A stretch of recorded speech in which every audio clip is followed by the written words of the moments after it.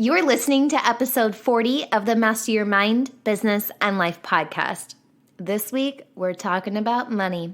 Dollar bills, y'all. No, but seriously, we are talking about money, but more specifically, we are talking about budgeting.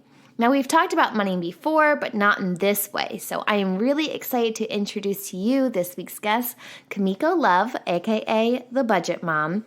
But first, the review of the week. This week's review comes from Alexandra SH08. It's a short and sweet review, but it lights up my heart and puts a smile on my face. It reads, "Holy cannoli, I love this podcast." You should know that was written in all caps, so trust me, Alexandra SH08, I felt that love.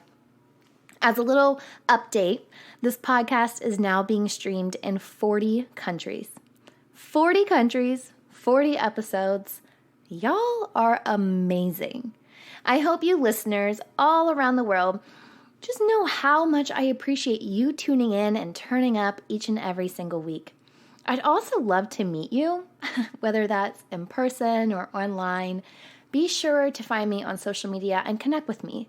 The podcast is on Facebook, Instagram, and Twitter at MindBizLife. And you can find my personal pages at Lauren Smith Biz. So really, drop a line, say hello, and let me know where you tune in from. I would really just like to connect with you further. Okay, enough about me though. We have a super dope and important conversation to get to, so let's do it. Are you ready to meet Kumiko? You know what to do. Tune in, turn it up, let's go. You're listening to Master Your Mind, Business, and Life. Conversations with everyday world shifters, truth seekers, and rule breakers. Here's your host, Lauren Smith. Hey everyone, it's Lauren Smith. Welcome back to another episode. Today's guest is Kumiko Love. Kumiko is an accredited financial counselor, successful business owner, blogger, and a mom to her 6-year-old son. Her unique, practical, and fun budgeting method and techniques have helped thousands of women all around the world take control of their finances, pay off debt, save more money, and build a life they love on a budget they can afford. Kumiko, welcome to the show. Hello. Well, I'm really excited for this conversation. I said that right before we got on. I've been following you on Instagram for a while now, and budgeting is just something that I think we all in our mind know we should do and we want to do, but for the most part, we have trouble executing it. So although I'm extremely savvy and I know I can just do better, right, when it comes to budgeting and saving. So I just love that you've agreed to join me today to talk all about this. Yeah, I'm excited. Budgeting for a lot of people, it has to do with a lot with mindset change and kind of, knowing that you are capable. Anyone is capable if they're willing to take on the work and give it a little dedication. So I'm really excited to talk about it. Well, I think the best place to start is, when and why did you launch the Budget Mom? Where'd this all come from? Well, it really, all kind of happened after I graduated college. I was dealing with not only just debt, but a lot of negative feelings over my student loan debt and then on top of my credit card debt. And it was at that time where I kind of just felt really lost with my finances. I felt really alone. I was scared a lot of the time. I was stressed a lot of the time. It took me about 6 months to write out my first budget. I would say the first year was definitely the hardest. I actually started in Excel. I actually probably did my first budget really, really wrong, but I had no idea what I was doing. And it's funny because I graduated with a finance degree. And I think when you come out with that type of degree, people just assume that you have everything in order with your personal finances. And that's really not the case. Yeah. But I went through more of like corporate finance type of stuff in school. So I really never learned like the personal finance aspect of, paying off debt, saving money, budgeting. And so when I started at a local financial firm, I was learning all this really cool stuff. I was trying to navigate, my own finances. And I started learning all this really cool information. And it was information that I really just felt like I needed to scream from the rooftops because I was having all these aha moments like, geez, I wish I had that, a year ago when I was trying to figure out why am I not hearing about this more? Yeah. And so that's why I started the Budget Mom, to really bring awareness to the psychological aspects and how feelings and emotions really tie into our decisions that we make with our money. Because I kind of felt like it was a topic that I wasn't coming across when I was trying to navigate my own finances. So that's why the Budget Mom came into existence. So from that, it's just been like a tumble of things then, because here you go. You're telling us you come out of college and you have student loan debt, which, I feel ya. Like, and I feel like when you sign up for student loans, you don't really know what you're signing at the time. At least I didn't. Not at 18 years old. I had no idea what I was like truly signing and getting myself into.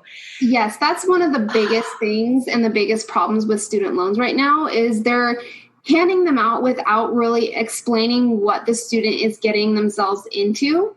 Yeah. So, is it subsidized? Is it unsubsidized? When is your interest going to start accruing? Does it happen while you're in school? Does it happen when you get out of school?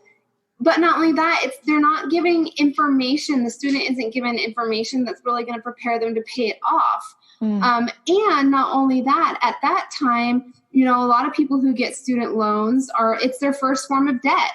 Yeah. And they're really not prepared to handle it, or they don't really know what the best decisions are to make with that student debt. So I think it's definitely an issue, and I'm hoping to bring more awareness to that issue. Yes. Yeah. So how did you go from debt, from student loans? And I know you're a mom. So I saw one of your posts and you paid off, what was it, $77,281 in 8 months? Yes. So, is that right? Yes. So, my student debt journey really started, like I said, when I accumulated the student loans, and I've been paying off my student loans since 2011. But I really got serious around the time my son was born. I really had to, really figure out what I was doing and come up with a game plan to get my finances in order, because I felt a lot of pressure as a new mom. I felt a lot of pressure and stress. I had this little boy that was completely dependent on me.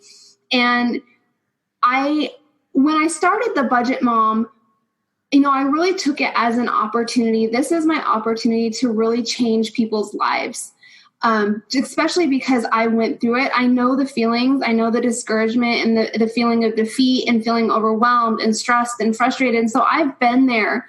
So I really thought to myself, I could really start something here by kind of sharing my own journey, my struggles, how I was feeling, because I know if I was feeling like that, and I'm in the corner of my living room crying because I'm literally so stressed and overwhelmed with my finances, someone out there is too. And if I can help prevent that, then that would mean the world to me, because I know how it feels. Defeating, and eventually, almost. I started budgeting. I started tracking my spending. I was being more aware of my spending habits. But my financial journey isn't just a financial one. It's really a self-discovery type thing. It's a journey of learning to love myself and to really learn to depend on myself and to know that's okay.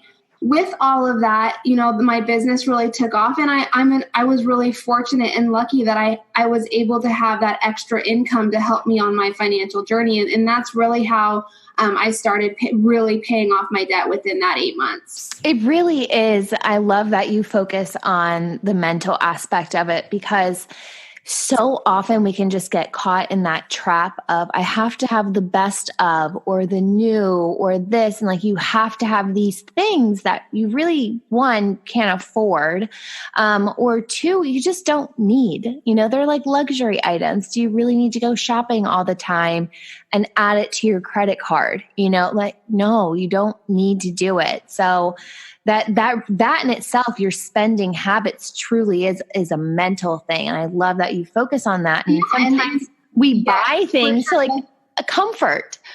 It is. Yeah. Like with my spending habits, it took me actually a few years to really figure out my spending triggers. And it took a lot of me asking myself personal questions that I wasn't wanting to answer in the beginning. Like, why am I going to the mall? Why am I spending all this money on clothes and getting my hair done and my nails done? Why am I doing this even though I'm fully aware that I can't afford to do it?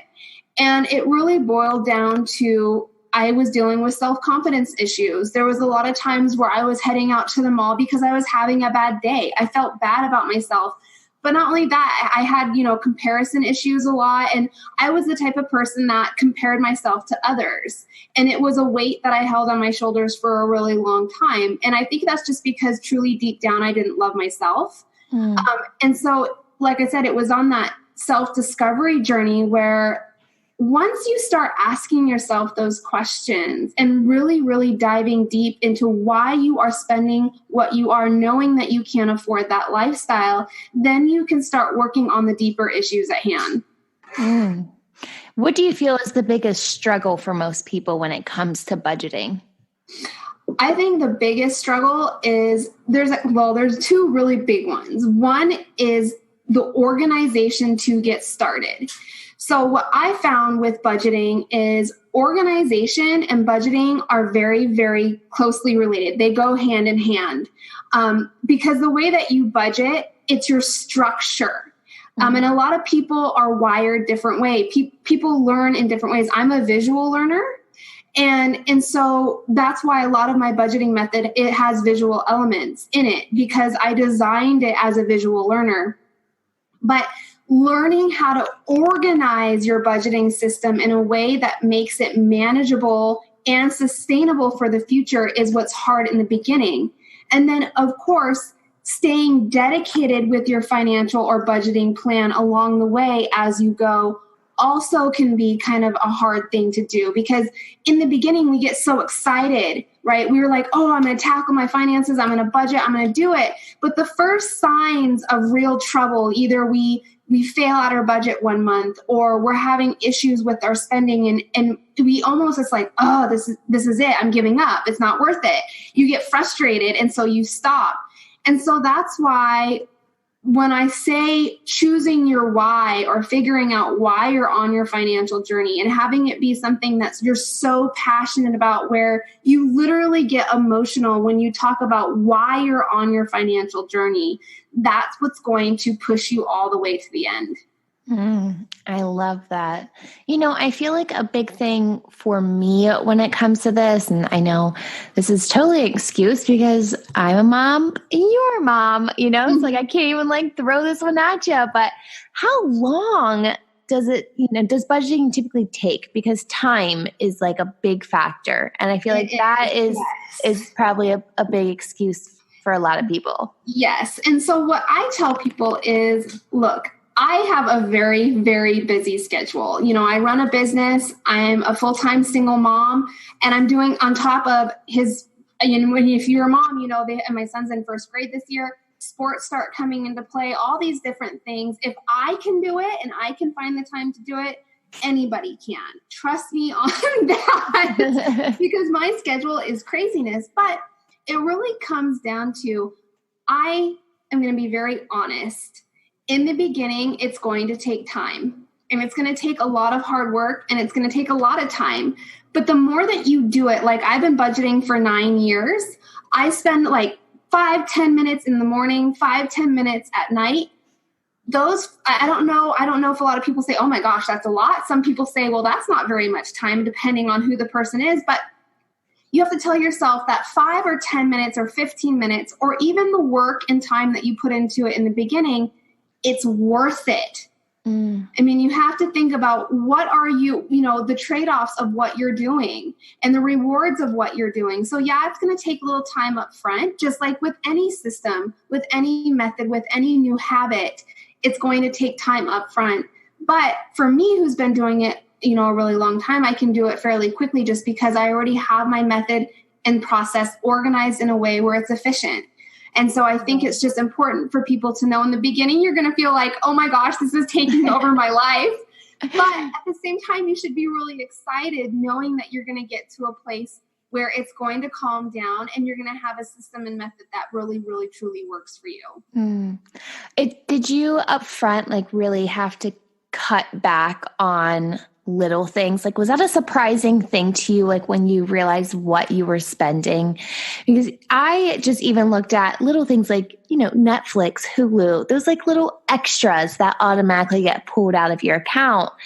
And you add them up and you're like, holy crap, I'm paying a couple $100s a month for these like little things. Was that like a reality shock for you when you saw your spending? Yes. So tracking my spending was definitely one of those aha moments for me in my budgeting journey. It was like you said, my readers and I call it a slap in the face moment. Yeah. It's almost like you do it every single month, right? And it's $2 here, $4 here, but it's not until you look at the big picture, you're like, your jaw drops and you're like, oh my gosh, I spend how much for Diet Cokes at McDonald's? Or my big thing was getting Diet Cokes. And how much that was. I'm like, wait a minute, that's $60 that could have went to my debt payment, Wow. Or how much I was truly spending on my clothing, or even now as a mom, how much I was spending on my son. And it's funny how much you just really learn about yourself, not just as a person, but if you're a mom as well on this journey, because learning to manage my finances have really incorporated in other aspects of my life. And learning to be a better mom was one of them, being okay and not feeling guilty when I tell my son no. I really struggled with that in the beginning, was telling him no. And I think a lot of that had to do with my divorce and me struggling to get over the fact that I felt like I negatively impacted his life by going through that. And so I was kind of compensating for these negative feelings by any time he said, Mom, I want this. I'm like, okay, I just want you to be happy. Right. And so, those were some other internal struggles, but on my budgeting journey and learning to hone down on my spending, I gave myself permission to say no. And I did that in confidence, knowing that I was making our futures better by having a money plan.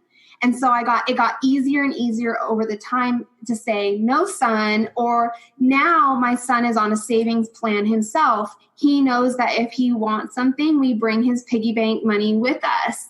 And he's learning the concept. If I spend my money on this, I won't have it for this later on. So he's learning the concepts of saving.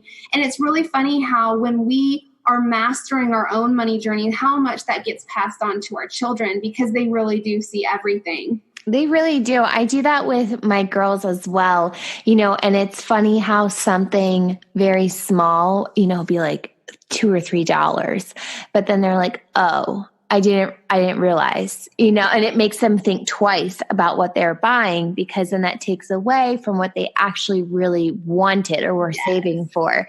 And like, you can just like see their little wheels turning and you're like, yes, now you get it. Why I don't want to buy you junk all the time. Yes, exactly. And it's funny too, because it actually worked its way into our fun activities. So if my son wants to go to the park, he'll ask before we leave. He says, Mom, how much do we have in our fun envelope? Because he knows that's tied to whether or not we go and get ice cream at the end of the day. Right. So he's learning about money management in small ways based on what I'm doing in my adult life as his mom. And so I think it's a really, really cool thing. So cool. So cool. Well, tell me about your budget by paycheck workbook. Let's talk about that.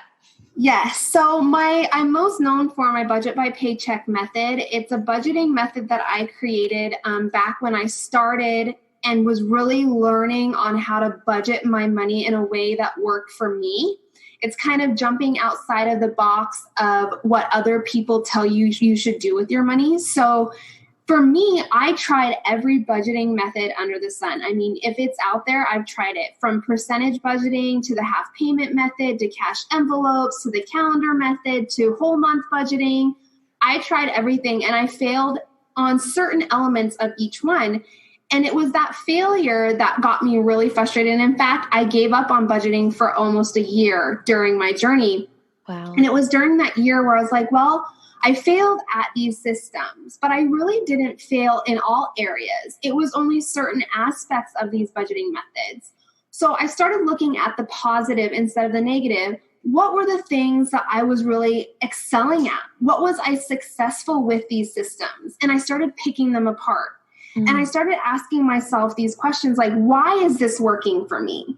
Why did I make these decisions with this budgeting method, but not this one? And so I took all of the things that were working for me and I compiled it into one method that uses basically 3 different budgeting methods in one, but it flows together in an entire system. And with that comes my budget by paycheck worksheets. And so I decided to create a whole entire workbook for the whole entire year, basically almost a step-by-step system using worksheets to work you along the budgeting process. And that's where my budget by paycheck method budgeting workbook was created. I love that. So really, when we were talking about time, you've just saved us a lot of time with this workbook. And it's funny because when I created my budgeting method, one of the things that I kind of felt that was making me fail was going against what other people were telling me. Like you need to have, like, for instance, the baby steps. I've tried them. They didn't work for me, and that's okay. It doesn't mean that the baby steps are wrong. It just means that I'm an individual and certain things just don't work for me. My mind is not wired that way. Right. So, for instance, when I did the baby steps, it said you need to save $1,000 and then tackle your debt. Well, I was up at night thinking to myself, I saved my $1,000 and I was ready to put everything I had into my debt, and all extra dollars was going to go toward debt. But I was up at night thinking to myself, goodness, what if something happened to my baby boy? What if he got sick or an accident happened? $1,000 does not make me feel at peace at night, knowing if something happened to him, I would not be able to pay for it. And that really was, at that time, I thought to myself, well, then I must be failing if I'm feeling this way, because right now I'm supposed to be tackling my debt, but everything in me is screaming at me to save more money. And so it was almost like going against what these financial experts were telling me. So I made my budgeting system. There are steps and a method, but how you complete those steps is completely up to you. They can be customized. If you feel that your emergency fund or your savings needs to be $15,000 before you start tackling debt, that's what you need to do. Because if you're not feeling confidence in the decisions that you're making with your money, you're not going to feel success with what you're doing. Yeah. And then ultimately it might lead you to quitting then. Exactly. You're feeling that fulfillment.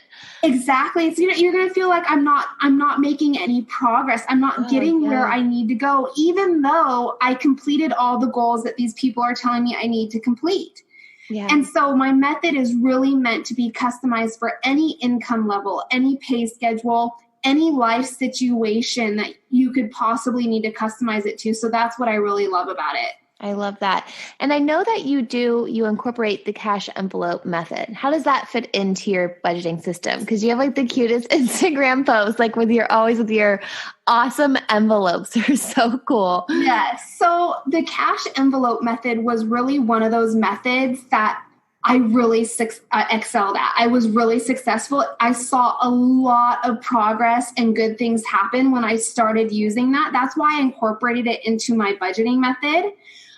The cash envelope method in my envelopes, it's an area where not only is it going to allow you to tackle your spending issues and overspending, but it allows you to add a fun element and creative element to what you're doing, what we might see as work. We might see as time away from our kids when we have to do our budgeting and all this. But if you can add a level of fun, and for me, I like looking at my pretty worksheets and my because it propels me to keep going. It makes me excited for doing what I'm doing with my money. And so, using those cash envelopes for my variable spending. So I pay all of my bills, all of my regular recurring monthly bills online. Any money left over after that, I divvy up into categories for my budget or variable expenses with the cash envelopes. And using cash really makes your budget tangible and it's part of being that visual learner. Right. I can see exactly how much it's in my hands. It's tangible. I can see exactly how much I have left to spend in each category. And that is one of the driving factors that made me successful with my budgeting journey. Yeah, because you're just more mindful of it. It's in your mind, like you physically have the cash in your hand. Whereas with your card, you can just swipe. Like just Yes, with cash, with cash, you are constantly asking yourself questions. And I know a lot of my who start using cash, they say, well, should I really buy this because I only have $40 left in my food envelope? Do I really need this? Or do I want this? And that's one of the biggest questions you need to be asking yourself on your budgeting journey. It should be one of those questions that literally comes up every day. Because it's something that until you can know the difference, and some people don't even know the difference between what they want and what they need. Yeah. And until you can figure out that difference, I really think having cash and spending cash helps you figure that out. Yeah. So true. So true. I'm definitely one of those people who, when I have cash, I think like even twice, even if it's a $5 bill, you're like, no. Do